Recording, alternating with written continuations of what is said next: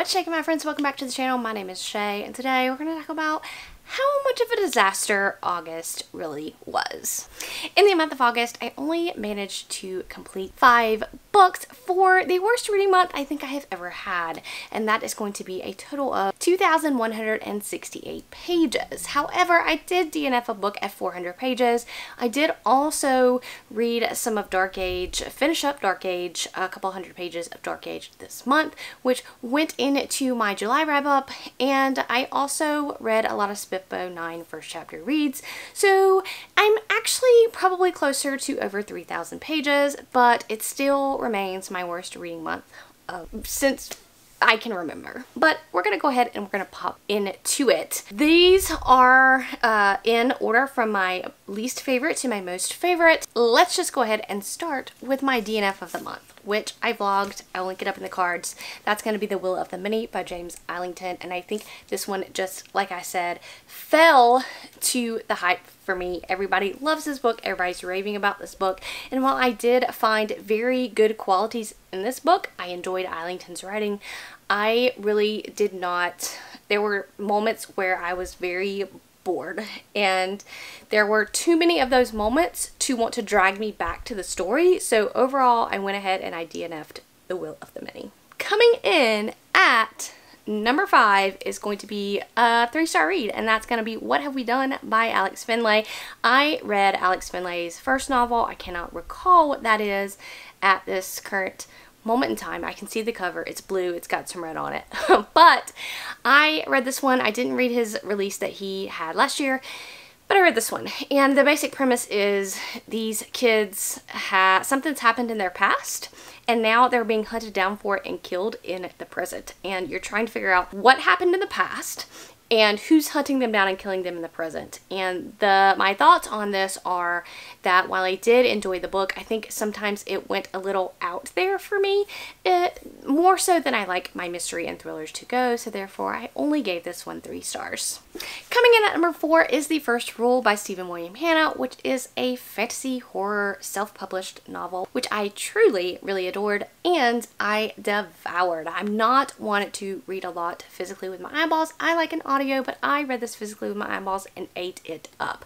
So we're following our 2 main characters in this novel, Temple and Vanellia, and they are gonna have to come together to defeat these band of killing choir people. And I think that's all I need to say about this book. It's just a great story that tells you about friendship. Things that we have done in the past shouldn't necessarily define us as a person, and I really enjoyed this. Highly, highly, highly recommend, and this art is stunning. Overall, I gave this one 4 stars. Coming in at number 3 is The Parable of the Sower by Miss Octavia Butler, and I finally have dived into this world of Octavia Butler's writing, and I thoroughly, thoroughly enjoyed this. If you know me, you know that I really struggle with apocalyptic novels and them being able to hold my attention, because I feel like a lot of them are not as unique as I would like them to be, as in we are following these characters where they've gone through apocalypse and you are just kind of following their everyday life and what they're doing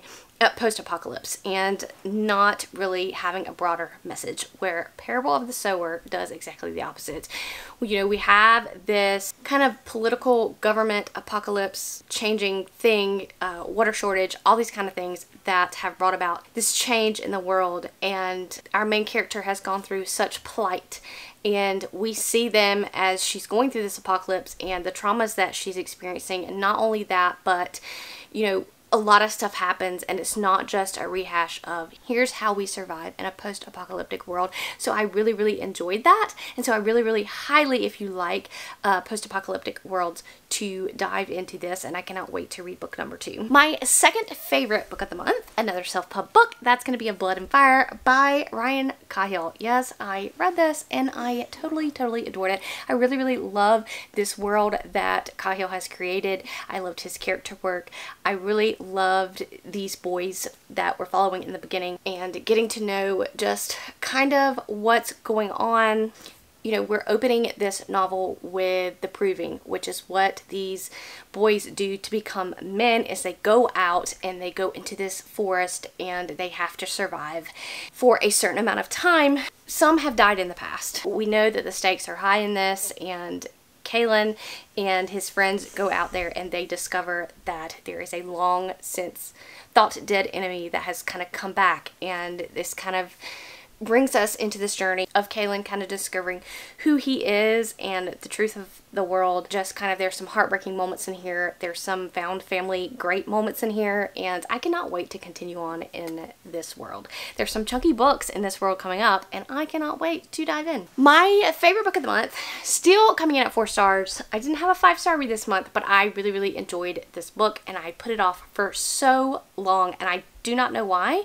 Maybe because I was burnt out on the series, but this really rehashed my love for the series, and that's going to be the final book in the Raya Revelations. I read Persepolis. I really enjoyed the conclusion to Royce and Hadrian, and I do not know if I'm going to, as of yet, continue in this world, because we have a prequel series that has Royce and Hadrian in it, I believe, and then one that doesn't have them in it, that's like way in prior to these novels. But I really enjoyed how the story wrapped up 100%. I didn't realize how much I loved these characters until I realized how much I was going to miss these characters in this current timeline. So I would highly recommend, this is a series I would highly recommend. There were, of course, in this series highs and lows for me, but overall I do think it's a series worth reading. That's gonna be it. That's gonna be all that I read in the month of August. Tell me guys what you read. Have you read any of the books that I read? How did you feel about them? I will catch you guys in the next one.